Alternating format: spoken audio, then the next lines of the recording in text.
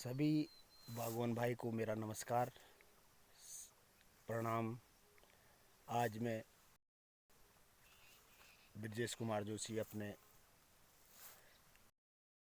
बड़ा सा बगीचे से थोड़ा सा रूबरू कराऊंगा। और जैसे कि आज रहा हूँ जौनसार बावर में बागवानी पर काफ़ी युवा किसान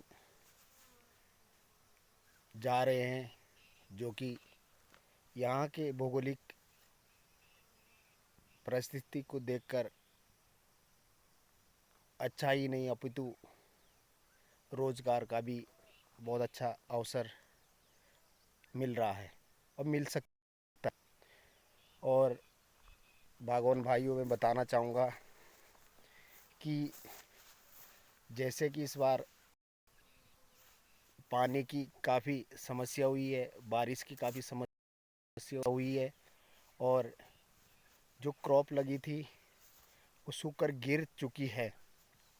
लेकिन फिर भी मैं बताऊंगा कि जिस प्रकार से बाग बगीचों में किसी दूसरे को देखकर रासायनिक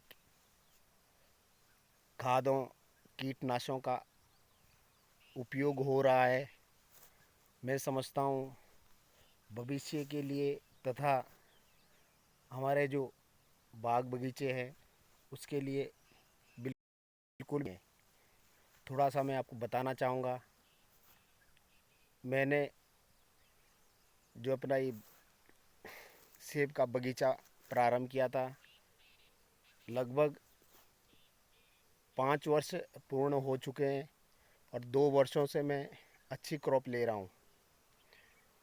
जैसे कि मैं आपको बताना चाहूँगा कि मैंने पहले वर्ष 2017 में जब प्रारंभ करे थे तो मैंने देखा कि पर बिना जानकारी के बताऊंगा मैं आप कि यहाँ पर कीड़े जैसे कि बहुत सारे पेस्टिसाइड इंसेक्टिसाइड की जो छिड़काव होता है उसका हमें शेड्यूल पता नहीं था। लेकिन फिर ऐसा किया, पूछ कर किया और उससे चाहिए हमारे पौधे हैं उसको या तो हम सही तरीके से उसको दे नहीं पा रहे थे, या हो सकता है कि जो प्रकृति के जो विरुद्ध है ये रासायनिक कीटनाशक, वो मेरे समझ से बाहर है। फिर भी मैंने 2018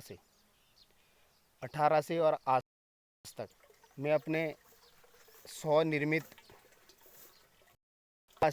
पालेकर की जो प्राकृतिक खेती है, मैंने 2018 में जब उनका विजिट था हिमाचल में, तो देहरादून डिस्ट्रिक्ट का मैं भी एक ऐसा किसान था जो इच्छुक था कि मैं प्राकृतिक खेती करूंगा।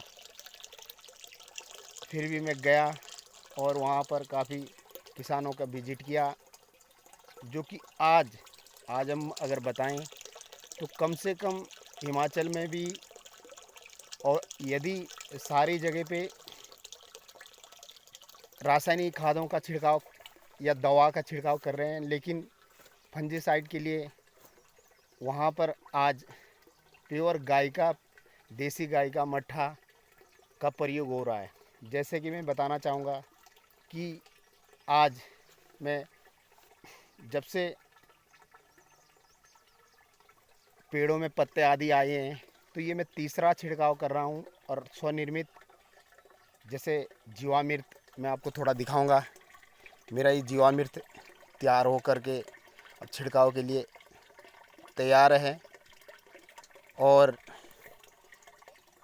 आगे मैं बताऊंगा कि जैसे कि सूखे की मैं थोड़ी देर पहले बात कर रहा था, तो सूखा सबको ये सूखा पड़ा है। और मैं बताऊं आपको तो मुझे तो ओलों का भी मार काफ़ी पड़ी है। लेकिन मैं सबसे अच्छी बात कहूँ कि यदि आप प्राकृतिक खेती के ऊपर जा रहे हो तो मैं आपको सबसे पहले पत्ता दिखाऊंगा कि जो कि शायद और जगह ये थोड़ा फटा हुआ है ओलों से। करीबन 6 से 7-8 इंच के बीच में मेरे पत्ते बड़े हुए हैं। और यदि मैं आपको क्रॉप की बात करूंगा, मैंने थिनिंग की है और बहुत ही अच्छा दाना आपको मैं दिखा सकता हूं। और आगे मैं सभी किसान भाई को यही कहना चाहूँगा कि आप रासायनिक छिड़काव खादों पर ना जाएं और यदि हो सकें तो प्राकृतिक खेती पर जाएं, जिससे कि हम तो स्वस्थ होंगे ही होंगे। और हमारा जो ये शेड्यूल है, छिड़काव का जो शेड्यूल है, यदि हम 2-3 भी छिड़काव देते हैं तो हमारे लिए, हमारे शरीर के लिए बिल्कुल भी सही नहीं है। जैसे कि मैं बागवान भाई आपको बताऊंगा कि इस बार की जो क्रॉप है बहुत ही अच्छी है। अच्छी मैं ये बताऊंगा कि जब मैं पिछले बार अपने सेब लेके मंडी में गया था तो वहाँ पर मैंने देखा कि सेब तो बहुत सारे लगे थे, लेकिन सारे पिट्टू साइज, एक्स्ट्रा स्मॉल ऊपर से कुछ भी नहीं था। मीडियम की मेरे सिर्फ 60 बॉक्स में मीडियम की सिर्फ आधा बॉक्स था, क्योंकि हमारे दिमाग में सिर्फ यही था कि हमें सेब चाहिए। लेकिन जब मैंने देखा मंडी में जाकर कि यदि हमने पिट्ठू के